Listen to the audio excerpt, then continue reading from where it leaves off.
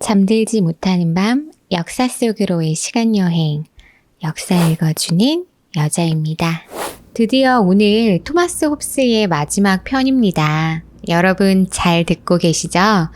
지난 시간에는 홉스가 세상을 바라보는 관점인 이 토마스 홉스의 자연관과 인간관에 대해서 알아봤어요.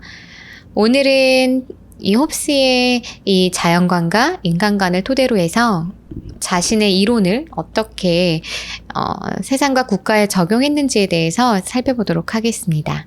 첫 번째 시간에 사회계약서를 설명할 때도 말씀드렸지만 사회계약서는 국가란 무엇인가에 대한 질문을 던지고 그거에 대한 답을 찾는 이론이에요. 그래서 홉스, 로크, 루소는 국가가 형성되기 이전의 자연 상태로부터 그들의 이론을 전개시킵니다. 홉스의 자연 상태는 고고학적 발굴로 국가 성립 이전 단계를 실증적으로 밝혀냈다기보다는 아무런 국가적 조직이나 외적 통제 없이 인간의 이기적인 본성만이 지배할 때 어떤 상황이 벌어지는가를 그려보기 위한 것이고, 그럼으로써 국가가 왜 요청되었는지를 밝히기 위한 과정입니다. 따라서 사회계약서를 공부할 때 자연 상태가 인간의 역사에서 실존했는지에 대한 문제는 조금 제쳐둘 필요가 있어요. 지난 시간에 인간은 기계론적 자연관의 일부고 인간은 힘을 추구한다고 말씀드렸습니다. 힘의 성질에는 힘의 추구의 무한성, 미래 확보를 통한 자기 보존의 욕구, 힘의 상대성이 있다고 말씀을 드렸고요. 이러한 인간의 본성이 자연 상태에 적용이 되면 인간은 자연 상태에서 자신의 힘을 무제한으로 확대해 나가고 또 동시에 타인의 힘을 감소시켜서 자신의 지배하에 두거나 심지어 타인의 자기 보존의 힘마저도 빼앗아서 살인자가 될 수도 있는 존재. 이것이 바로 무제한의 힘의 추구를 본질로 삼는 인간의 자연적인 모습이라고 홉스는 생각했습니다. 이와 같은 경쟁적 관계 속의 인간은 서로 자신의 힘의 확장을 위해 투쟁하는 만인에 대한 만인의 투쟁 상태에 놓이게 되는 것입니다. 홉스 하면 떠오르는 문장인 만인에 대한 만인의 투쟁은 이러한 맥락 속에서 나온 말입니다. 또한 만인에 대한 만인의 투쟁이라는 문장 때문에 간혹 홉스의 인간관을 성악설로 규정짓는 것들을 보게 되는데, 앞선 시간에도 말씀드렸지만 홉스는 인간의 본성을 선하지도 악하지도 않다고 봤어요. 다만 인간의 본성이 다른 사람들과 충돌하면서 비극을 초래할 뿐입니다. 만인에 대한 만인의 투쟁 상태가 지속적으로 이어지면 이 세상에서 그 누구도 행복할 수가 없고 언제나 비탄과 비극만 반복되기에 이 만인에 대한 만인의 투쟁을 멈출 필요가 있다고 홉스는 생각을 했어요. 그렇다면 만인에 대한 만인의 투쟁 상태를 어떻게 하면 멈출 수 있을까요? 여기에 대한 홉스의 답을 말씀드리기 전에 사회계약설의 아주 중요한 개념인 자연권과 자연법에 대해서 짚고 넘어갈게요. 자연권이란 인간이 태어나면서부터 가지는 권리를 의미하고요. 모든 사람이 자신의 본성, 즉 자신의 생명을 보존하기 위해서 자신의 뜻대로 힘을 사용할 수 있는 자유, 자신의 판단과 이성에 따라 가장 적합한 조치라고 생각되는 그 어떤 일을 할 수 있는 자유를 말합니다. 그리고 자연법이란 인간의 이성이 찾아낸 계율 또는 일반적인 원칙을 말하며 이 자연권 자체를 유지하기 위해 인간이 스스로 자신에게 해가 될 일을 해서는 안 된다는 것을 말해줍니다. 따라서 자연법은 자기 보존의 가능성이 파괴될 우려가 있는 상태의 투쟁을 조절하는 역할을 하는 것입니다. 자연권과 자연법은 국가가 존재하지 않아도 인간이 태어나면서 가지고 있는 권리이자 의무입니다. 하지만 홉스의 이론에서는 자연권을 무제한적으로 추구하기 때문에 만인에 대한 만인의 투쟁 상태가 되는 것이고 자연법과 대립이 되는 모순적인 상태가 되는 것이죠.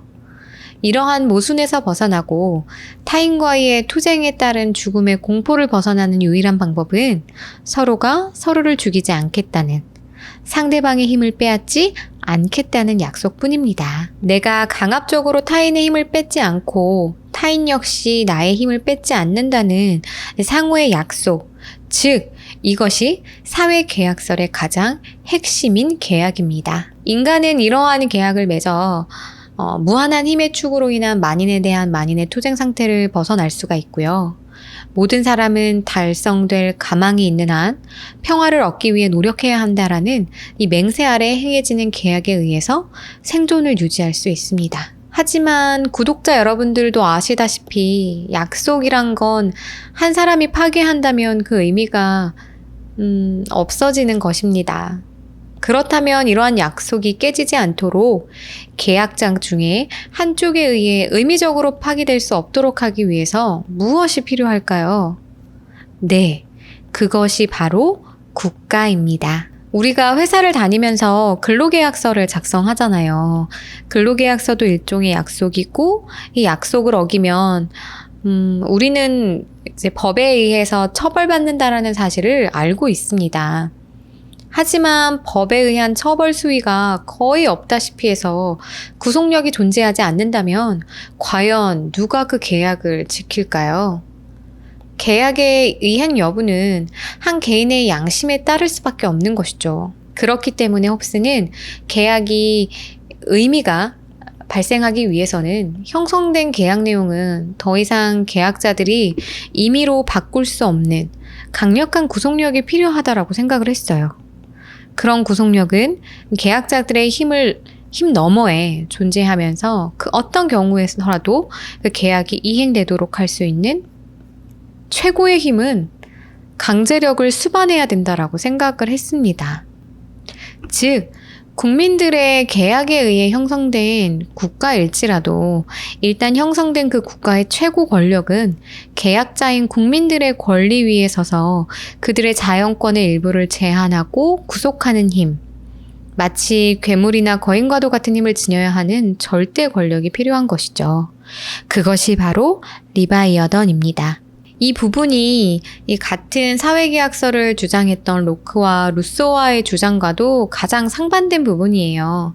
홉스는 리바이어던에게 모든 권리를 양도해야 된다라고 생각을 했어요.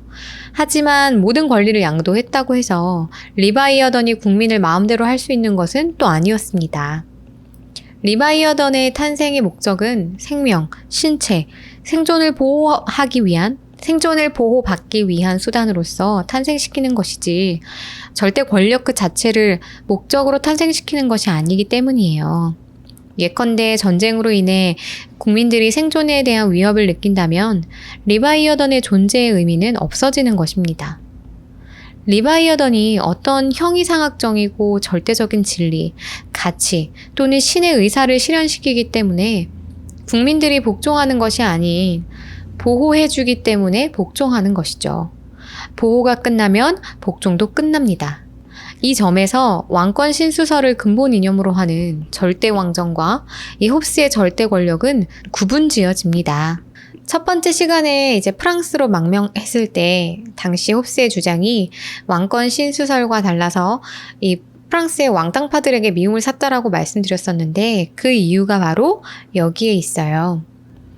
끊임없는 전쟁과 혼란의 시기에 태어났던 홉스는 이 세상의 전쟁을 멈추고 평화를 꿈꿨으며 그 평화를 달성하기 위해 인간의 본질을 연구하고 분쟁과 투쟁을 멈추기 위한 도구로서 새로운 국가 모델을 제시했습니다. 하지만 홉스의 이런 사상은 영국과 유럽 대륙 그 어느 쪽에서도 받아들여지지 않았어요. 영국에서는 절대왕정을 옹호한다는 말을 들었고 대륙에서는 절대왕정을 이해하긴 하지만 권력의 근원이 신이 아닌 국민들에 의한 것이었으므로 탄압의 대상이 되었습니다. 그렇지만 홉스의 사상은 지식인들에게 많은 영향을 미쳤고요. 로크와 루소의 사회계약설이 나올 수 있는 토대가 되었습니다. 제가 준비한 토마스 홉스에 대한 이야기는 여기까지입니다. 처음으로 조금 깊이 있는 콘텐츠를 만들어 봤는데 어떠셨나요? 혹시 내용이 너무 어려웠나요? 그래도 재밌지 않으셨어요? 네, 토마스 홉스에 대한 이야기가 유익하셨다면 좋아요와 구독하기 버튼 누르는 것도 잊지 말아주세요. 지금까지 역사 읽어주는 여자였습니다. 우리 다음 시간에 만나요.